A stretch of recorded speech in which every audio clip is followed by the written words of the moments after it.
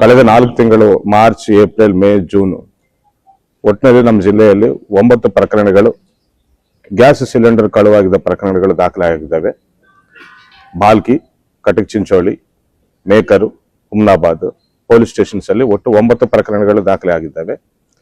Schools, anganwadi schools ಅಲ್ಲಿ gas cylinders ಕಳ್ಳತನ ಮಾಡ್ತಿರೋ ಪ್ರಕರಣಗಳು ದಾಖಲೆ ಆಗಿದ್ದ ಹಿನ್ನೆಲೆಯಲ್ಲಿ ನಾವು ತನಿಖೆಯನ್ನು ನಡೆಸಿ 4 ಆರೋಪಿಗಳನ್ನ ದಸ್ತಗಿರಿ ಮಾಡಿದ್ದೇವೆ.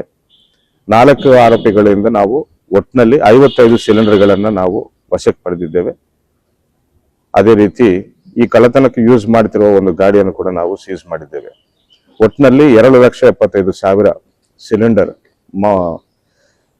ಬೆಲೆ ಬಾಳುವಂತ ಸಿಲಿಂಡರ್ಗಳನ್ನು ನಾವು ರಿಕವರಿ ಮಾಡಿದ್ದೇವೆ. ಅದೇ ರೀತಿ 4 ಆರೋಪಿಗಳನ್ನು ಅರೆಸ್ಟ್ ಮಾಡಿದ್ದೇವೆ. ಅದರಲ್ಲಿ ಒಬ್ಬ ಆರೋಪಿಗೆ ಈ ಹಿಂದೆ ಕಳ್ಳತನ ಮಾಡಿದ ಕೇಸುಗಳು ಆತನ ಮೇಲೆ ಇವೆ.